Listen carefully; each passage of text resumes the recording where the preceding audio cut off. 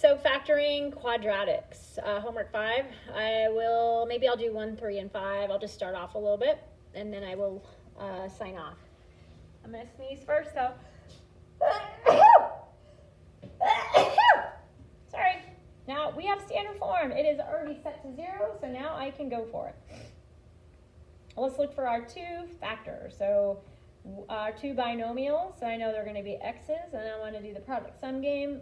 I know 4 times 3 is 12. So I am going to choose my two factors. Remember, I could painstakingly, go through it. I'm multiplying to get to my c, and I'm combining, either adding or subtracting, or combining to get to 7. And if I think about 4 times 3, it's 12. If I add them together, it's 7. So that fits the bill. I'm going to draw a line. I'm going to now set both sides or both factors to 0. I'm going to take the opposite value because I know that makes it true. And I'm going to do the same over here. X plus 3 equals 0. And x is going to be the opposite of 3. And now I get to write in my braces those two numbers. The two values of x where they are going to make y 0. Let's go to number 3. So it's already set to 0. I now need to find the factors. I'm going to factor it out.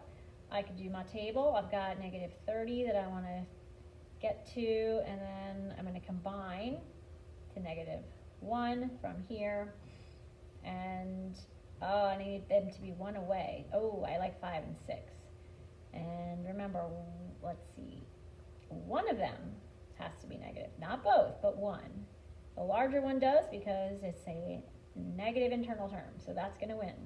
So x plus 5, x minus 6, remember the order doesn't matter, set to 0, set to 0,